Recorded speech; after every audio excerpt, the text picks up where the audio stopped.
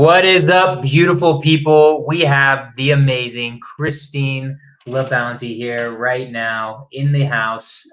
Christine has now become kind of a good friend of mine. We did a tour of California together.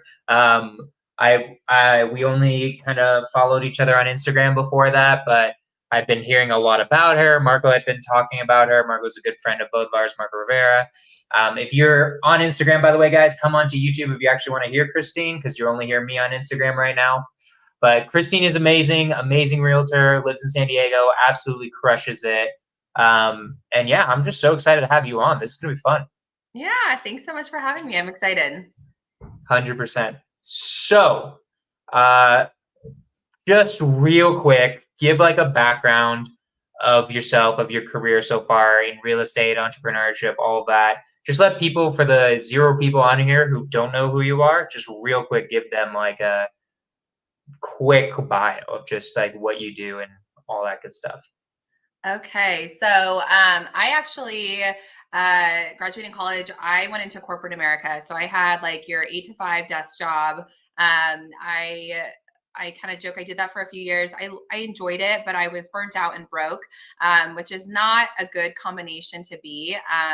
I was in an industry that just could afford not to really pay very well because a lot of people wanted to be in that industry. And I did marketing and PR for them. And so after a few years, I decided I deserved better and I was going to take the leap into real estate. I had had some exposure to it growing up. My mom was a luxury agent up in Los Angeles for over 2 decades. I had an aunt, 2 uncles, cousins in commercial and residential real estate. So I was very familiar with the industry, but it was just from kind of, being in their vicinity, not because I actually knew much about it beyond that. And so I took the leap and I literally started from ground zero. I was in San Diego, a city that I did not grow up in, that I did not go to school in, and that I had 0 friends in. So I literally had to build my business from the absolute ground up. I'm talking working 365 days a year for 2 or 3 years, nonstop, grinding, doing open houses, networking events, everything I could to grow my database and build it into ultimately the business that I have today. Wait, two questions just from that already. What, you said 2 years you had to grind? Oh my gosh, it was the first 2.5 years. I really did not take a day off. I mean, I was working Gotcha. Monday through Friday, Saturday, Sunday, all day, every day, exploring the So county. I have 2 questions in my mind. The first question is, why San Diego then?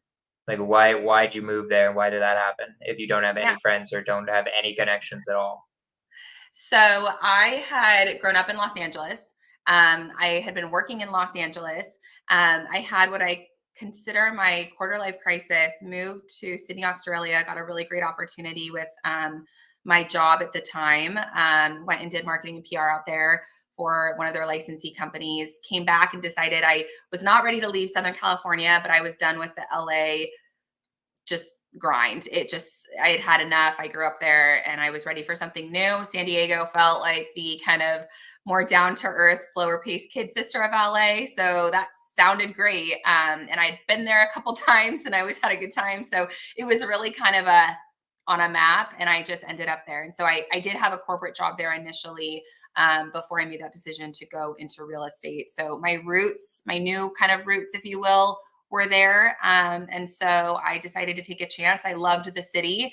And my first 2.5 years kind of became almost a love letter to the city in that I dedicated every spare moment I had to exploring every single corner to make sure that I knew everything about everywhere in San Diego County so that I could become the most knowledgeable agent that I could against peers who had grown up there their whole life.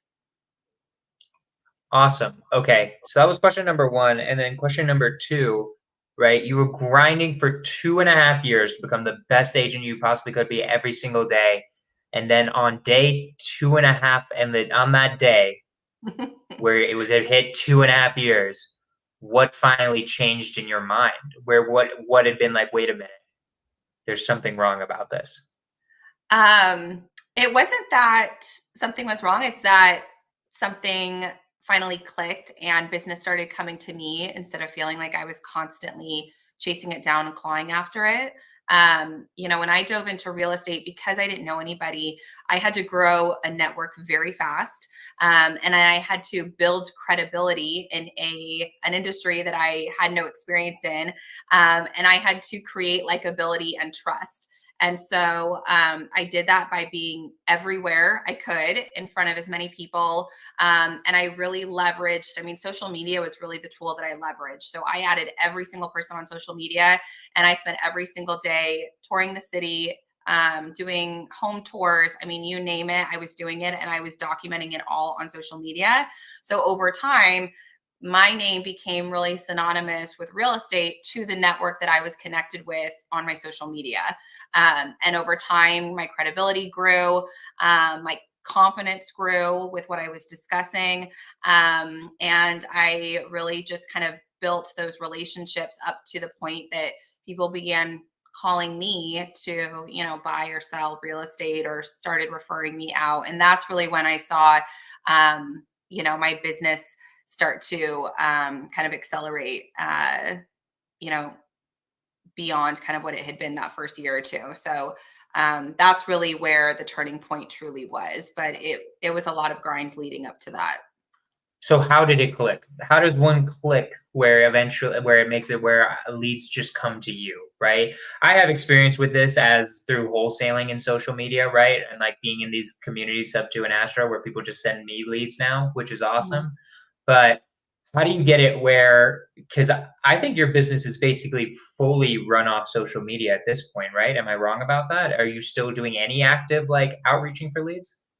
I don't really do much outreach at all. My business is, I'd say, 95% referral based. Occasionally I'll get, or social media based. Occasionally I'll get, clients that stumble into a listing of mine, and, and I'll end up representing them. But for the most part, yeah, it is referral based. And that's, again, that goes back to building those relationships. I kind of identified early on who my target customer was, who was going to be the easiest group to break through.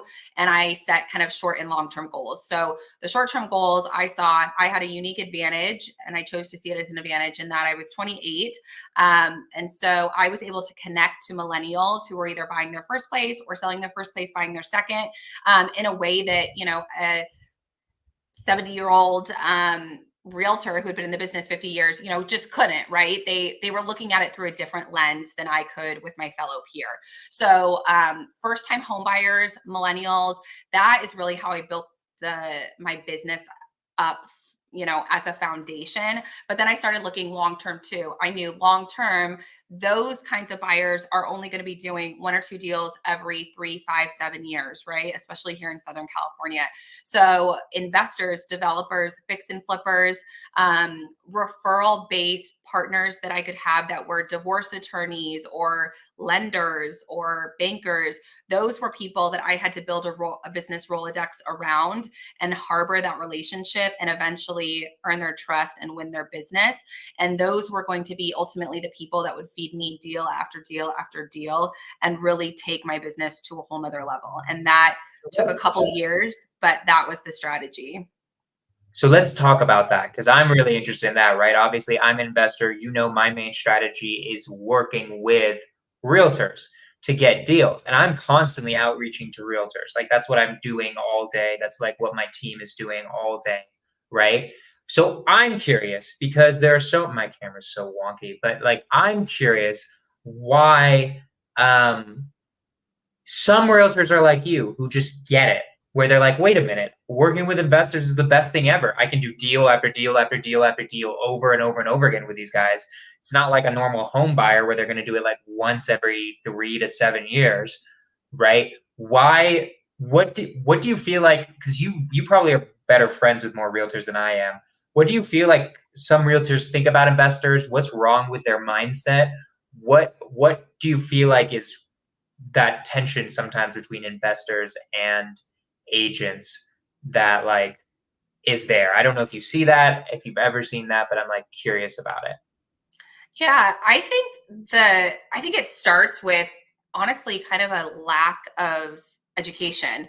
As a real estate agent, the training we go through is relatively minimal, and it's relatively traditional, generic, basic, dating back, 20, 30, 40, 50, 60 years. And so agents that are entering the business really aren't taught the value of working with investors, or how to work in with investors, or what to look for, how to screen them, how to vet them to find the good ones versus, the bad seeds, or the ones that are kind of a wolf in sheep's clothing that don't really know what they're Right. doing, right? Much like realtors, one bad apple spoils the lot. And I think the same goes through to investors. And I think agents just don't know any better. And so agents, people in general don't like what they don't understand, right? They'll take the path of least resistance. And so if that's a direction that they just aren't educated on or intimidated by, I don't think it's something they're going to pursue. And so I think it really starts with education. It really should be at the brokerage level, but for a wholesaler or an investor who's trying to build relationships with agents, I think kind of dumbing it down and starting with the basics of like, hey, here's how we can work together, and here are the ways in which we can feed each other's business.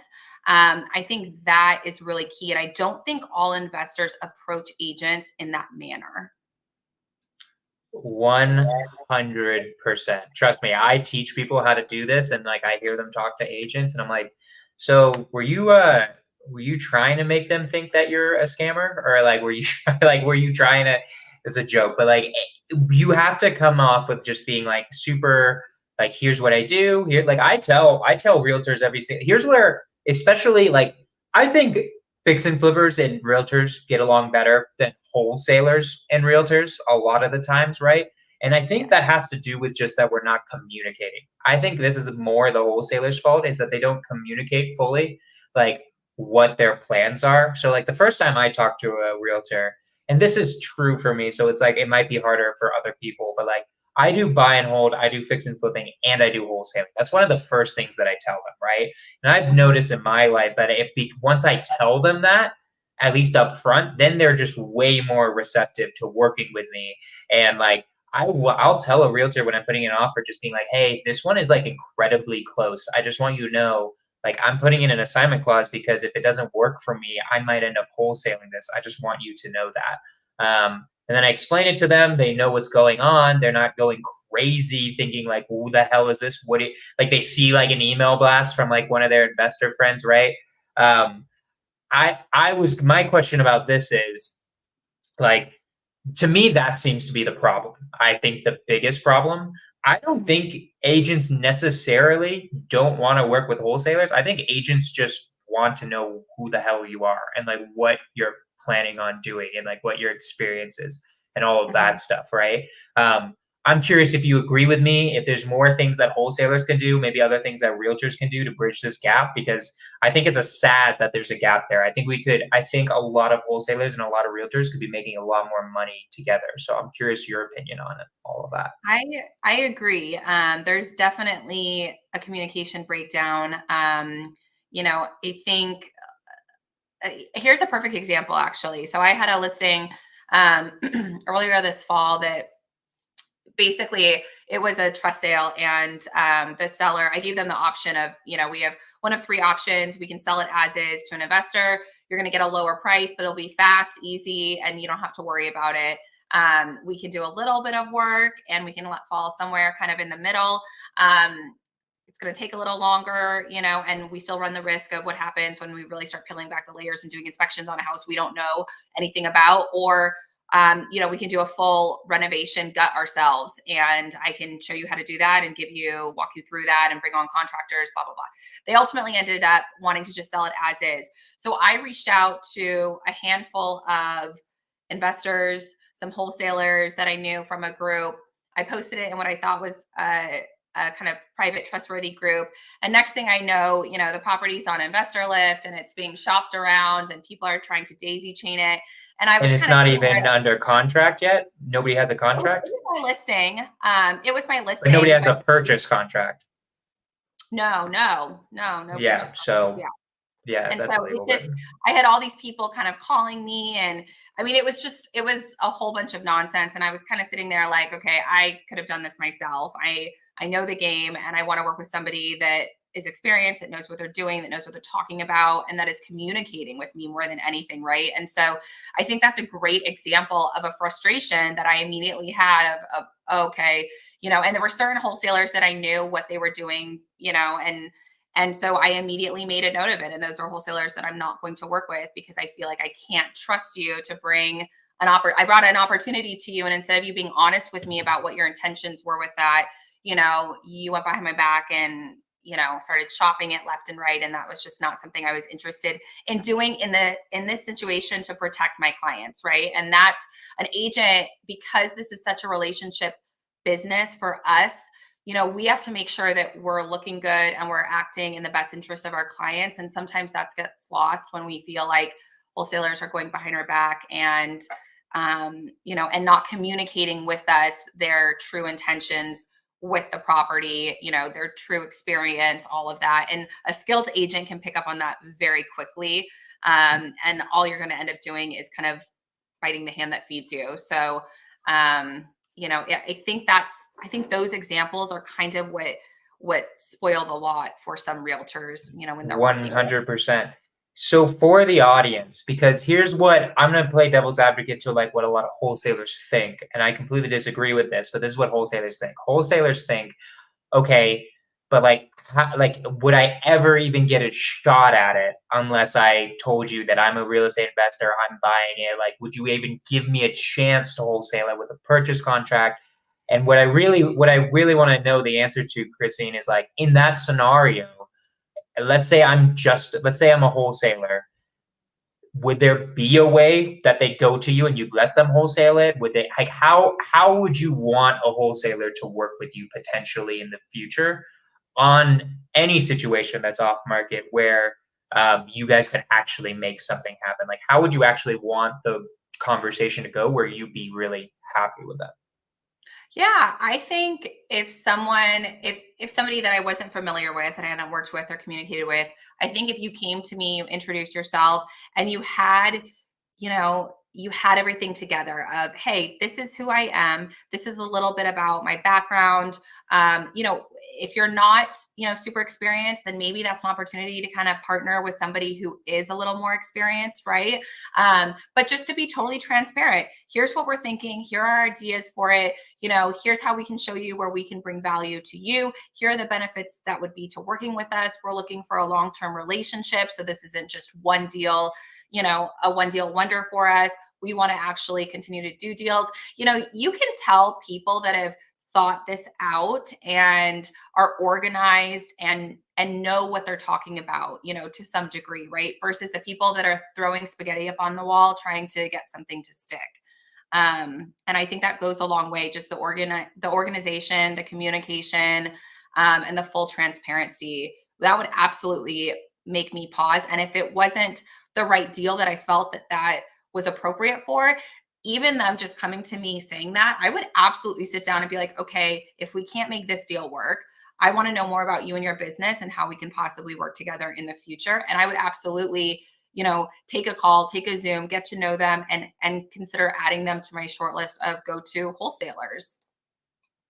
I love it. I like that. I like that a lot as an idea. I think what I would do, for instance, with somebody like you, Christine, especially like pretending that we didn't know each other really well already and you didn't know my credibility. It's really easy now for me because I could just be like, look at all my YouTube content. Like, just look at me doing deals, right? Once you do social media, guys, all this conversation's so easy. Go to my Instagram, see all the stuff I'm doing, and then it's like, oh, okay, now I got instant credibility. But basically, like for instance, like if I didn't have the Instagram and I didn't have like what I'd been doing, a lot of times what I would do, for instance, for that situation, I'd be like, hey, so I want you to know, like, my price for fix and flipping this would be incredibly low. I think lower than what the seller would want. um, I think it's possible for me to assign this one at the price they want, or maybe really close. I think it's highly likely that I would be able to do that. Um, are you okay with me doing that, because right now, fix and flip numbers, I'm going to be way lower. That's an option we can go down, but I really think there are going to be buyers. I have a list of over blah, blah, blah, 400, 500. I can send it to them. And then I get Christine's response, right? Sometimes the realtor is like, no, I've got it, whatever, right? It's like, okay, just is what it is. And sometimes sometimes a lot of times the realtor is like, okay, let's look at that, right? So yeah, I think that's how I would go about it, Yeah. probably. And Um, I think, and you and I both know this just from, being in sub two with Peace Morby and everything, but I really think the importance is leading with value and starting the conversation with, hey, Christine, here's how I think I could bring value to you and your seller. You're telling me that your seller wants, 600K for this house or whatever it is, right? Here's how I think I could get that for them. But I also want to be honest. If I were to write the offer myself, I think I could only realistically go up to 550. I know that's not really what your seller's wanting. So here's how I think I could get to 600, and that shows me that you're thinking about my client and me before you're thinking about you. And that is a really good way to build trust with people. I was getting ready to do an Instagram post on it because, like yourself, I'm fairly active on Instagram, and I've been having a lot of agents reach out to me lately from other markets across the country. And a lot of them are sliding into my DM saying, hey, Christine, I'm in the XYZ market. Do you have any clients that are moving to XYZ? If not, go ahead and put me down as your referral partner, and send them my way, if and when you do. And and I read these messages sometimes and I'm thinking, okay, there's nothing about you wanting to get to know me or anything about my business. There's nothing you're really offering me in return. You're not even really mentioning about, hey, occasionally I have people that are heading to Southern California, da da da. I'd love to refer you business as well. Or, hey, is there a way we could collaborate? Da da da, do something creative. It's just a me, me, me, me, me. And those are the kind of people that in my head, I'm thinking, okay, you're not trying to get to know me. You're not bringing any value to me. You just want me to bring value to you. And that is not a good lead in with an introduction. And I think the same rings true, right, for wholesalers. Is think about it from the real estate agent's perspective. What do we care about the most? We care about doing a good job for our clients, looking good for our clients, and ultimately getting more referrals from our clients. So if you can make me look good and get my clients what they're looking for or super close to it, I'm going to pause and give you a chance to, have a conversation with me. Yeah, 100%. The only time I don't do any of that is if like the price is so low that I'm like, nah, just give me that. Like I just want that right now, right? And then I worry about everything else later. Yeah. That happens every once in a while. Yeah. Yeah, it's only one that says like that's such an obvious one. But yeah, guys, like Luke watches a lot of my stuff, and literally, I say it every single time. Realtors literally don't care. I've talked to thousands of agents at this point in my career, and I've maybe had 5 who were like, "Yeah, I don't want to work with you at all. You mentioned wholesaling." It's very, very rare because I'm coming off professionally. I don't know, Christine, probably you haven't heard that much of what I call the scorch method, but I go in and I'm immediately on an intro call like, hey, my name is Jonah, real estate investor in this area. What I do better than anybody else is I solve sellers' problems. So if you ever are dealing with foreclosure, no equity, whatever it is, I promise I'll have a solution no matter what. And I'm going to solve that problem and get you your commission, right? And when you come out with like that, where I'm leading with value, then the realtor's much more interested. They don't care if necessarily you're mainly wholesaling or mainly fix and flipping. They just want to know that you're sticking to your word, that you're being honest, and all that sort of stuff.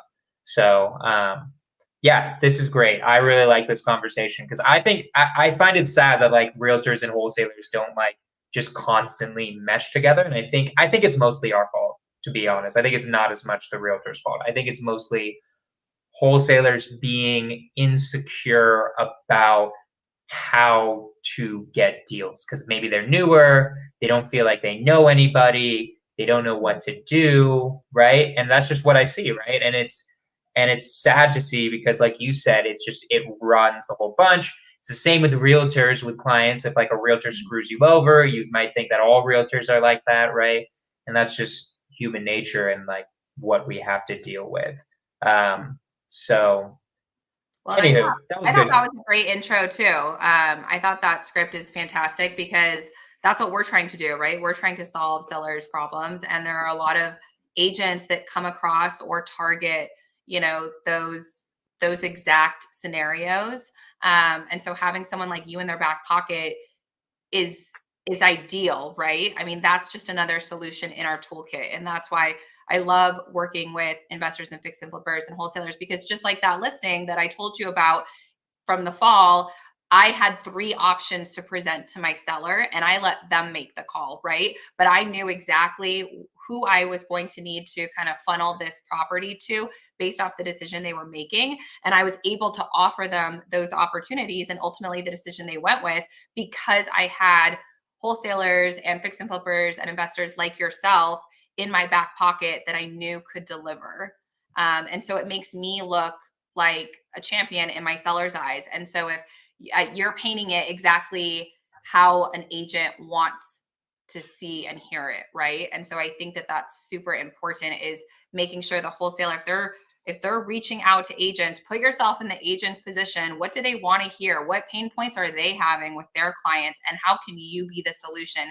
And if you lead with that, I promise you 9 out of 10 agents are going to take your call and give you the time of day to kind of hear you out. I love it. So Christine, because I'm curious, because I hear this a lot, I'm gonna pretend I'm the wholesalers in this bunch right now. I like this conversation a lot. So how do you get the constant texts and the constant calls from investors? Are you like on the list? I'm like kind of curious.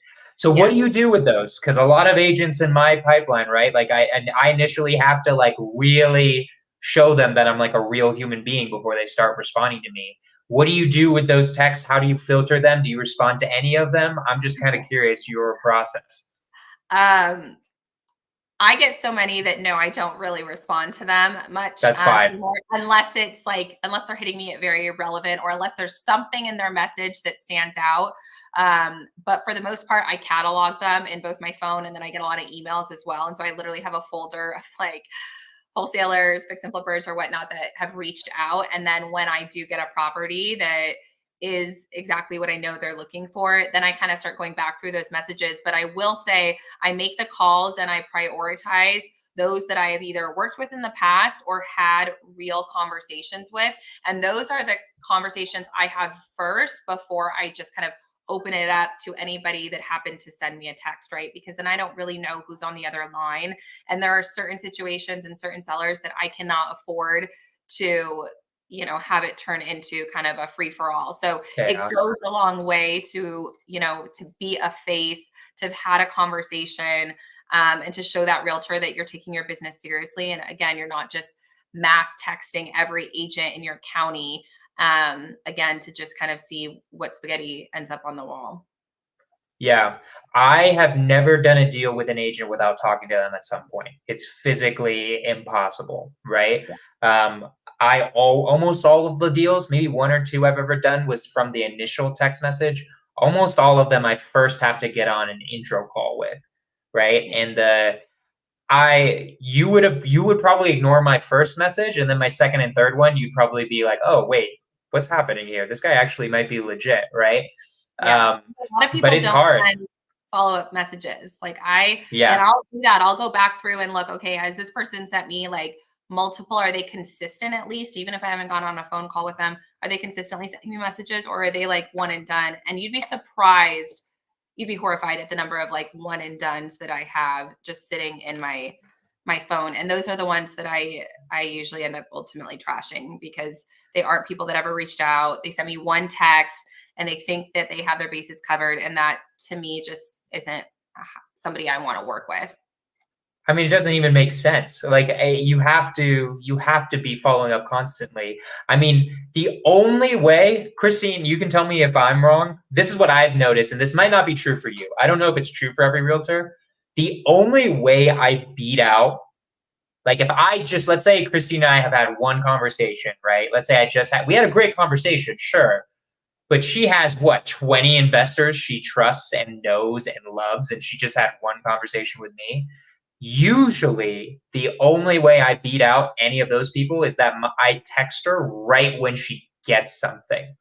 Usually, if I text Christine or an agent right when she gets something, I call her immediately and be like, give me the situation. And then you give me the whole situation. I'm like, great. All right, I'm going to calculate the numbers. So it's like, okay, here's where I'm at. Let's make it happen. Right. That's the only way I beat them, because I've almost kind of just made it so easy for Christine, where it's like, okay, well, I mean, he's right here making it happen right now.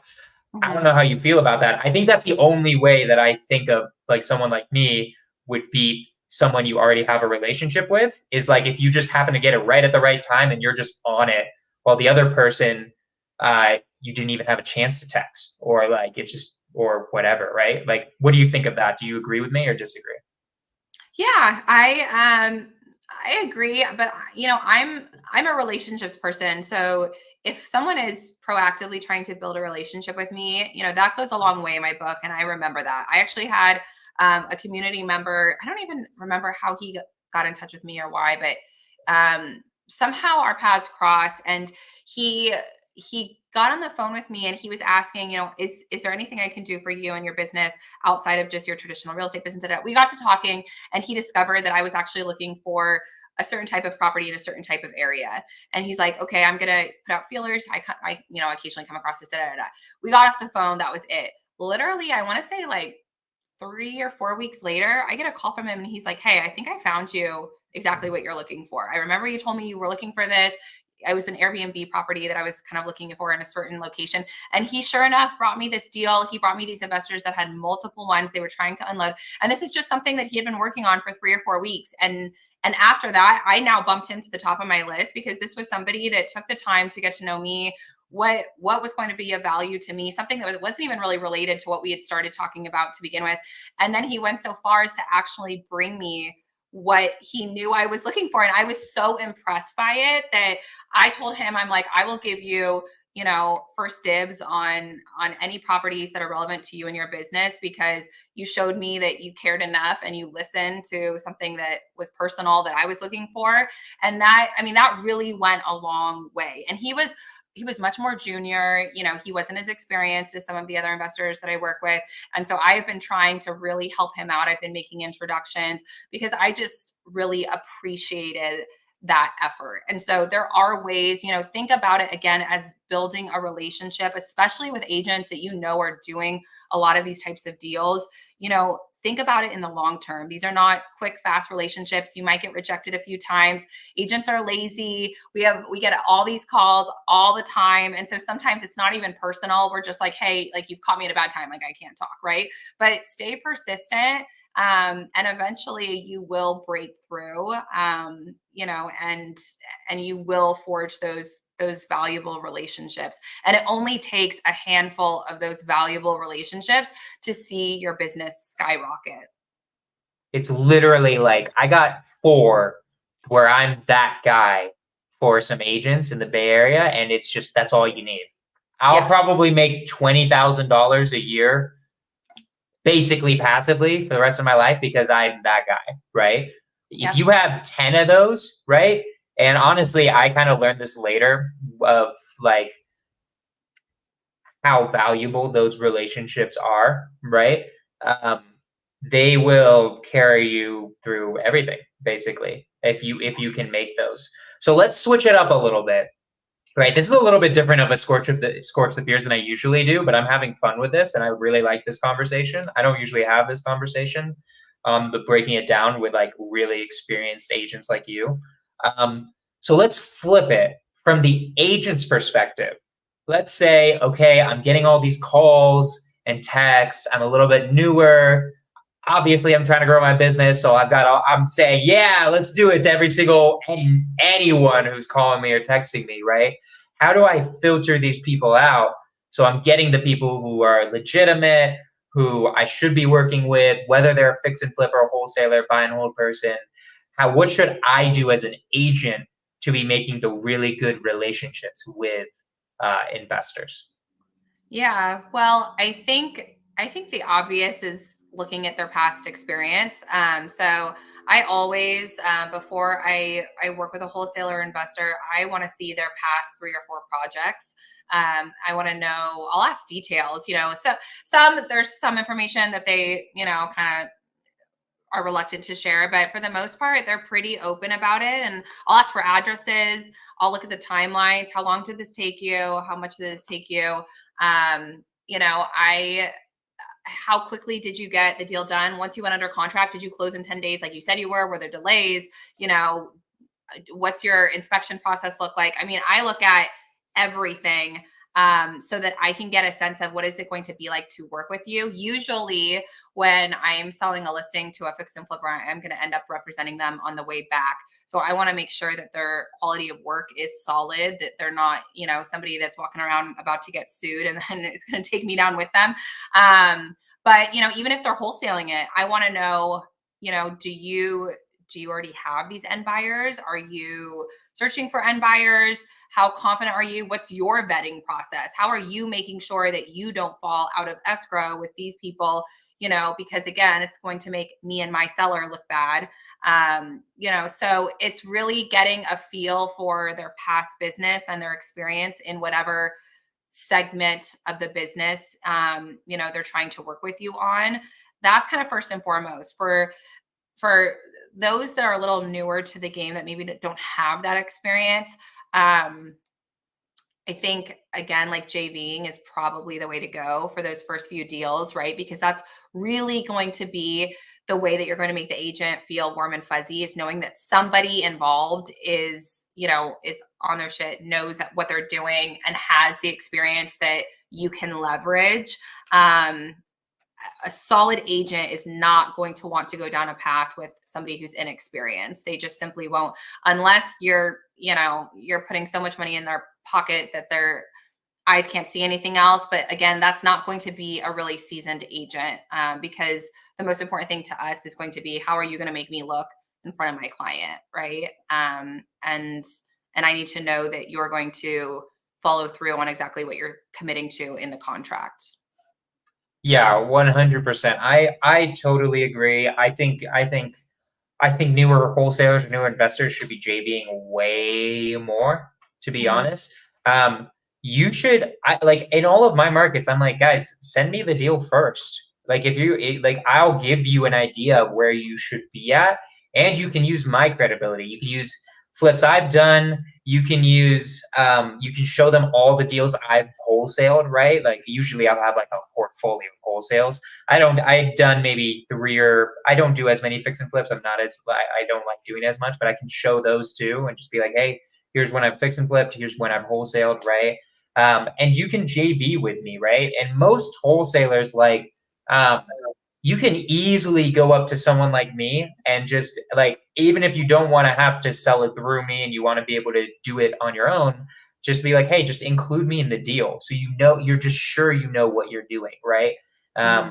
Because if you do that, then it's not even just for the agent, it's for your sake. Like, you don't want to look like an a-hole in general in business, right? If that's happening too many times, that's really not good. I'm not going to lie. There's a certain brokerage in the Bay Area that does not like me because at the very beginning, I didn't follow this process. I did one deal that really screwed up and I made a mistake. And if I had done better and listened to podcasts like this, I would have found somebody in the Bay Area to JV with. This was 4 years ago. Astro and Sub2 weren't very developed, so there was nobody there. So I was like, well, there's nobody in my community, so I just got to go solo. But don't do that. Don't go solo. Find someone. You can hit up Christine for anything in San Diego. You could hit up me for anyone watching. If you guys need anybody either in Colorado, California, or Florida, I just opened up Florida. I will get you the right people to make you guys successful. And both of us, me and Christine, will do that for you. I bet if someone DMs you and it's like, hey, I'm in Nebraska. I know you don't know me, but I'm trying to be new. I'm newer. I want to meet more experienced people so that I can be better. Do you know anyone in Nebraska? I bet you totally just be like, yeah, here's who I know in Nebraska. Hit them up, right? Or make an introduction maybe. Yeah, absolutely. Right? So it's not hard. You don't need to know the person. Just find people like me and Christine who've been in the business. I've been in a couple of years. Christine, I didn't even ask you. How long have you been in real estate now? 9. 9 years, so nearly a decade. So you're dealing with people. I've been in it for. So guys, like, don't feel like me and Christine are too cool for you guys. It's just not true. We're always trying to help. We're always trying to help out people getting deals and stuff like that, because we know when we help you guys, at some point it's going to come back to us. So yeah, 100%. Like, just don't be afraid to like ask us or research people and find someone who's like actually knows what they're doing, and like partnering up with them for a couple deals until you feel like you've got it. That's my little rant there. Yeah, I love it. So cool. Okay. Let's switch directions a little bit, right? So I want to know about social media, right? I mean, you're a star on social media. You have a TV show, right? Um, how did the social media journey start? How did you realize that that was important for your business as a realtor? Like I said, when I got into the business, I didn't know anybody right here in San Diego. And so I was going around networking like crazy. And I quickly realized that the easiest way, because I'm a millennial, for me to constantly be in front of people and sneak into their living room without them even realizing it was to be on their Facebook feed, on their Instagram feed, posting real estate. And so it it became another way of follow up, right? Outside of just text and emails, social media. I knew that the person that I was marketing to, my primary buyer and seller that was a millennial, was spending how many, average hours on social media every single day. I knew if I was posting and doing stories and ultimately reels, once those came out, I knew that they were going to see my content, unless they, of course, got sick of it and hid me or whatnot. But and so it became kind of my kind of secret weapon without them even realizing it. And I started seeing the success. They started commenting, when I was early on in the business, when you start in real estate, like everything else, right? You don't have a lot of business. So a lot of what I was doing were home tours. I was going on broker caravans and I was showcasing, $1 million homes, or I was doing neighborhood spotlights and I was sharing interesting, cool things that were happening in different neighborhoods. And just by that, people started just associating me with real estate. And then I would bump into them and they'd be like, "Oh my God, I can't believe you're so busy. Gosh, you must be selling everything." Da, da, da. And they were just associating these open houses I was hosting, or these showings or broker caravans I was going on, as like my business. They didn't really, understand the difference. And so I began to see, gosh, this is really powerful, because now in their eyes, I have credibility, right? And so once you have credibility, you really start to build trust. And that's what it took to make my business skyrocket. And then that's when I really made the decision, okay, I'm going all in on social media, because I would consider myself kind of an extroverted introvert. I am just not going to sit here and cold call all day long. You're probably not going to get me door knocking unless it's for a specific listing and I have a specific reason. I'm not just going to, pick a neighborhood on the map and start door knocking and ask them to use me as their agent. So social media was kind of my way around that. And I started growing an audience and people started connecting with me, and I started finding cool, unique ways to bring education to my audience or connect with them or inspire them or whatever it is, right? And I kind of developed a social media strategy around that. And it really kind of started to take off and take a life of its own. And then ultimately, all these other opportunities came with it. And that's ultimately how the American Dream TV show contacted me. They found me on social media and they liked what I was doing, and they liked, my marketing and PR background. And so they approached me about becoming one of the hosts here in San Diego. And now I've been doing that for over a year. So it's opened a lot of doors. And now I've had, business owners and local celebrities and athletes reach out and want to do projects or be featured or, collaborate on Instagram. So it's opened a lot of doors, and ultimately, again, grown my credibility, grown my brand, which is what I'm trying to do at this point, and ultimately grow my business. I love it. So what would be the first step to someone who's trying to copy you, right? Like, or they don't want to be Christine LaBounty, but they want to be an amazing agent in their area. what's the first thing they should do with their social media? How should they start growing it, connecting with people? Um, I mean, consistency is always the key. And you'll see on mine, I've lately, I kind of go through waves of consistency versus not. So, it's the pot calling the kettle black a little bit, but consistency and then finding ways to connect with your audience. So figuring out who is your audience, who is your target buyer seller or your ideal client, right? Is it the first time home buyer? Is it the luxury seller? Is it the young family who's upsizing and growing, their family dynamic and selling their first house and growing their second? Figure out what that is. Figure out the area you want to market. Is it all of San Diego County? Is it North County Coastal? Is it San Diego proper, Metro, what have you? And then create content around that specific target demographic that you are trying to go after, that clientele you're trying to reach, and or that area that you're trying to market, right? And bring value. So start throwing in a mix of education videos, right? Teach them things, do neighborhood spotlights, show them around, show them that you're in the community, that you know what's going on, become kind of that, we call it like your local like mayor, right? Be the person that they think of when they think of this one area of San Diego or San Francisco, right?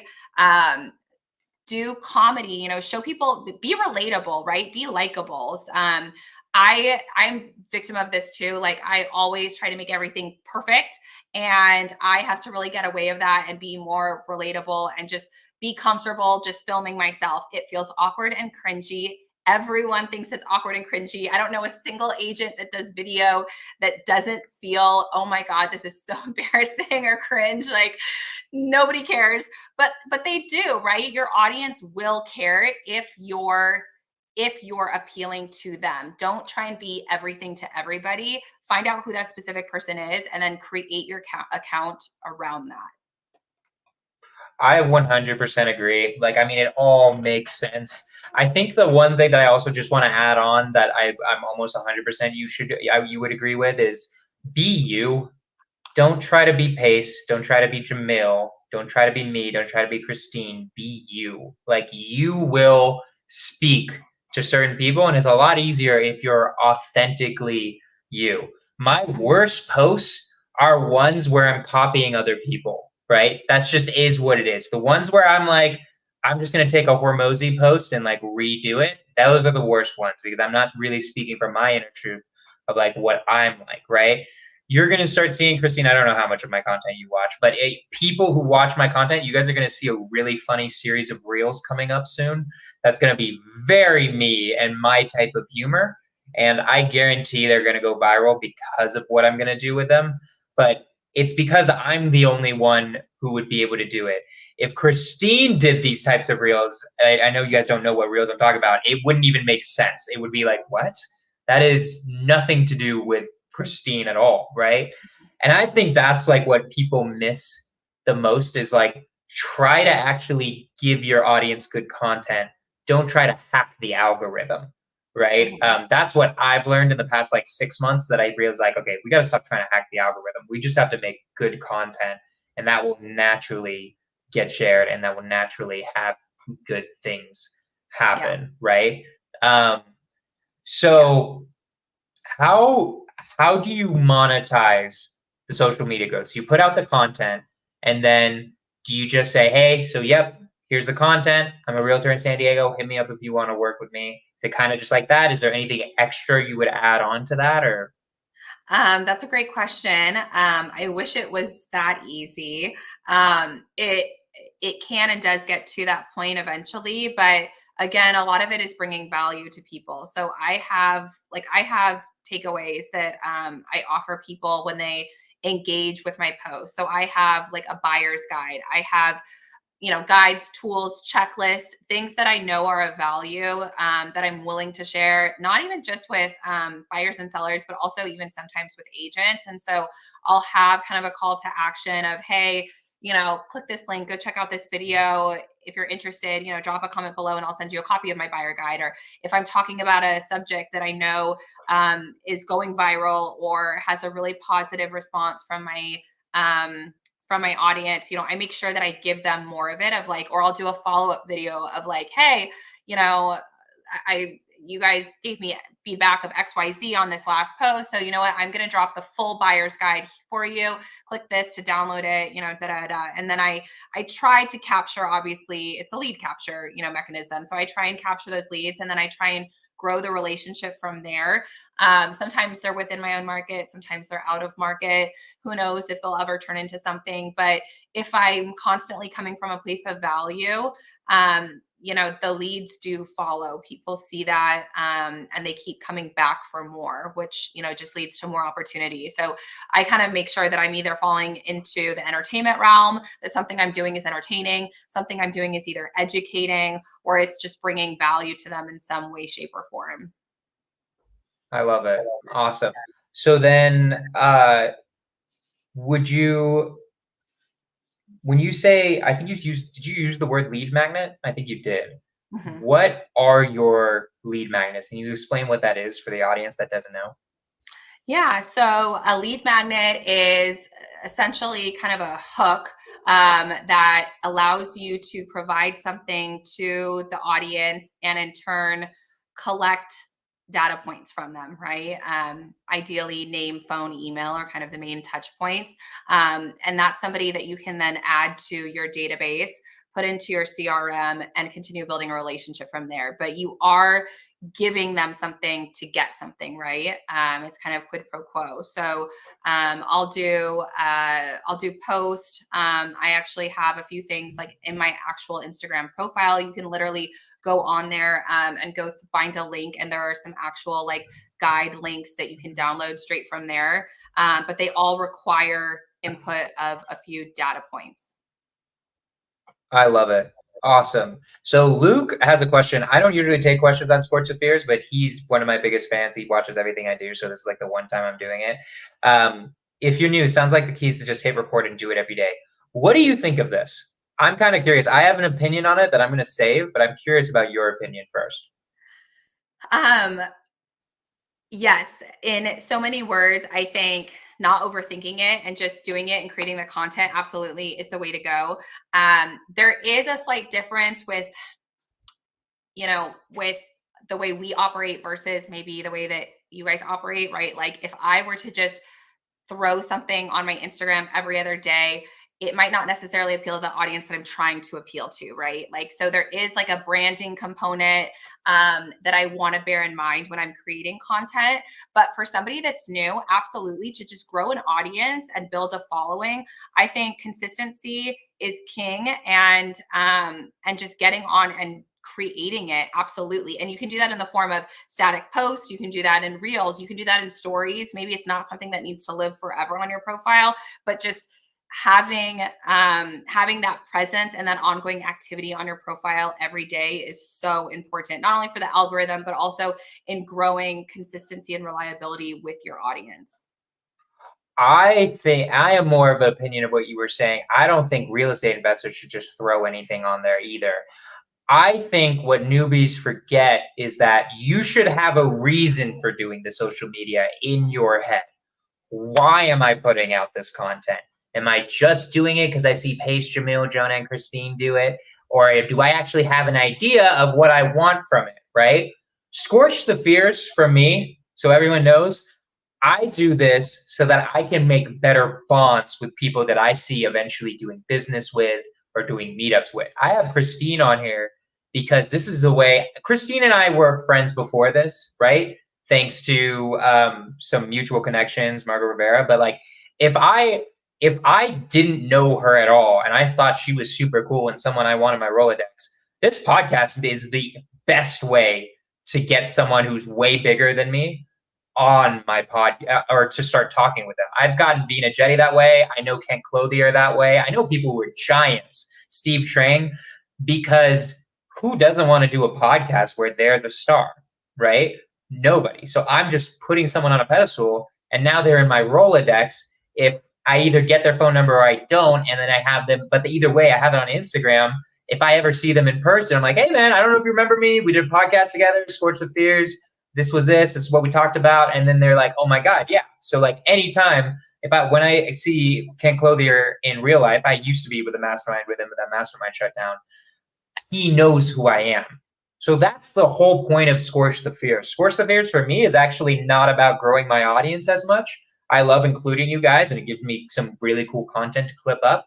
But for me, it's much, much, much more about like I want Christine to know me. I want her to like me. I want us to be doing stuff. When I get a lead in San Diego, I'm going to immediately think of her, and she's going to immediately think of me for Northern California or Colorado, or she probably won't think of me for Florida just yet. I really have to prove myself in Florida. That's a new one. But she'd probably think of me for Colorado or Northern California, right? So having an idea of why you're doing a specific podcast, right? Or having an idea of why I'm putting out this content is to gather this people so that I can do this. I think people should think about their social media a little bit more and not just do things just because. And when you do that, it's going to be a lot. You're going to actually be happy that you're doing it instead of it feeling like a slug. Like that's when it feels like a slug when you feel like, what am I even doing this for? I was just kind of doing it because I see everyone else doing it, you know? Yeah. That's my personal opinion. I think different social media mediums, foster and warrant different types of content, right? I don't necessarily put the same thing on my TikTok that I do my YouTube, that I do my Instagram, Facebook, LinkedIn, right? Some of it I can repurpose across the board, but some of it is more casual. Some of it is more formal. Some of it is targeting, one audience. Some of it is targeting more of this audience, because I know that there are certain audiences that are on, for example, my TikTok audience is different than my LinkedIn audience, which is different than my YouTube audience. So I'm very conscious of the content that I'm creating and where it belongs on which social media, avenue, right? And I think that is important. And that goes back to what I said about identifying who your audience is, who are you trying to target, and create content around that. Think about what they want to see, what they engage with, what they respond to. That's what you should be creating.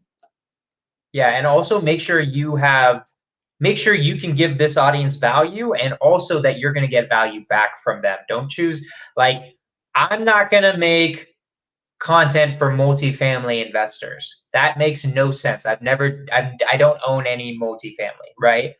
I'm going to make content mainly for wholesalers, and especially wholesalers that like doing deals with agents, because that's how I've made most of my money, right? I'll do some content for fix and flipping whenever I do a project, or some buy and holds when I do buy and holds. Those are great too. But whatever is going to get you money in your business, that's the type of content you need to be creating. So, Christine, we didn't talk about fears at all. Sorry, we didn't talk about what? Oh, I said we didn't talk about fears at all. That's usually what I talk about, but I'll just have to have you on again. You'll be on here soon enough again, where we actually go more, like, we also go into fears and into the mindset stuff. But I really I'm glad we had that conversation, because I feel like we need to be having more conversations like that in the real estate investment community. So that was good. I interrupted you though. You're about to say something? I don't even remember what it was. We'll come back. Doesn't matter. So we'll do round two. We'll do Christine LaBounty round two on Scorch the Fears at some point in time. So we're ending this podcast. We're starting to get to the end of the podcast. I always end this podcast with one question that I really like knowing. So, Christine, if you could go back to when you were just starting off as a real estate agent, like maybe the first day you're like, okay, we're doing it. What would you tell Christine then, knowing everything that you know now? I would have gone all in on social media, on Instagram and YouTube specifically, much sooner. I think those are the two places where I feel like I'm able to monetize the most, and where I've gotten the most business. And absolutely, I would have gone all in, absolutely, on those two. Okay. I like that a lot. So that you just would have started the social media earlier. Yeah. Even if you hadn't done a deal? I'm sorry? most people who watch think this is like, but I haven't done a deal yet. How am I going to even make social media content? What am I going to Oh talk my about, gosh, Christine? you're wholesalers. I mean, if you're a wholesaler, you should be creating like a YouTube page, and you can repurpose content, right? But you should be creating a YouTube page, and create videos explaining what it is wholesalers do. Educate people on who wholesalers are. How do wholesalers and real estate agents work together? Start thinking about, if you want agents to be ultimately your clientele, create videos that explain to agents, here's how I can bring you value. Here are the different ways we can work together. Here's, what how we handle this type of seller. Here's what we do with this type of seller. I mean, you could create so much content, leverage chat GPT. There's so much AI tools and availability now that you can plug in and you can get content ideas. You can go to Ask the Public and other sites like that and type in and find out what do people want to know about a particular topic, right? You can go to the YouTube search window and type in wholesaling and see everything that comes up below it, right? Wholesaling for realtors, wholesaling with realtors, wholesaling this, wholesaling that, and you can see what people are searching for. Those are the things to be creating content around, and you can repurpose your content and put it into all of your different social media avenues, start connecting with people and grow that way. And that way you can start building credibility, and you script those out. I mean, you practice those, do it intentionally. Don't just start shooting random videos, right? But take the time to research exactly what the topic is, know that it's being searched, script it out, practice it, and then create a video where you are sounding confident and self-assured, and create pages based off that. And I promise you, your credibility, your audience, it will grow. And eventually you'll start having conversations with agents, and you can say, hey, reference my YouTube page. I actually create a lot of videos that would be super helpful for this conversation. Hey, why don't I drop you an email with some of my YouTube videos linking explaining how you can work together? Why don't I send this to you, and then can we schedule a follow-up call after you watch some of these? I mean, there's so many ways that you can monetize that, and help build credibility, even if you are a new wholesaler. It's something that I'm screwing up. My YouTube sucks compared to my Instagram, and I really need to be creating those videos. I have come off so many times where I'm like, why am I sending Pace's video about what is sub two? I need to create a goddamn video about what is sub two and just break it down on a freaking whiteboard and just send them that instead of having it be Pace, because that's just growing Pace's credibility and not my own, right? So that's just a reminder I need to be doing that.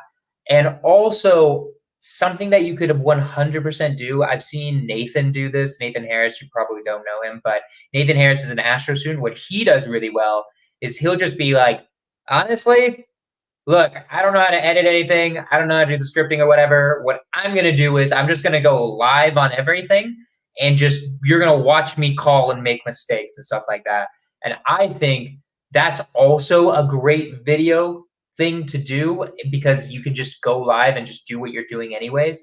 And then also you're growing your audience at the same time, instead of tuning in being like, okay, let's see how Nathan does it, or how Jonah does it, or how Christine does it, right? So these are some really great ideas, and I really love it. Yeah. Christine, where can people reach out to you? Where can they send you deals? What else can they do for you? All that good stuff. Yeah, so I'm pretty active on Instagram, Christine LaBounty _real estate. I just started going deeper into my YouTube page. So I'm starting to upload content, but I'm having to take all of this advice myself. My email is Christine@ChristineLaBounty.com. Pretty easy. So if you want to shoot me an email, you're welcome to. I'm happy to connect, offer any insights I can, or connect you with somebody that can. And yeah, I love connecting with new people. Which is the best way to reach out to Probably you? my Instagram is the best way to communicate with I me. see. I Um, did it right? yep, that's it. Okay, cool. Absolutely. Yeah. Cool. Awesome. Christine, you're amazing. You're awesome. You are a great Scorch the Fears guest. I'm going to have you on again, though, where we actually get into fears and what I usually talk about, too. But I really like that conversation. I haven't had that conversation publicly with a realtor, so I really like that. And yeah, do you have any last words before I wrap this up? I don't think so. I think just get out there, get out of your comfort zone. Be okay being rejected. It's going to happen. It happens to me all the time still in this business. So, like Jonah says, scorch the fears and get out there and just make it happen. Let's do it. So guys, next week, Cash Flow and Coffee is going to be at 8:15 a.m. MST. So if you guys are interested in getting your questions answered, like I usually do every Monday, it's going to be earlier. We're starting it an hour earlier than usual. That's going to be the schedule for it. I know Luke's going to have to change his calendar for that. I appreciate you, Luke. That's the main newest update. Look at that. People are following you right now. But yeah, so there's that. I completely forgot who I have on next week, but I bet it's going to be somebody cool. Christine, you're amazing. I'm going to wrap this up. Scorch the Fears, episode 111. Let's freaking go.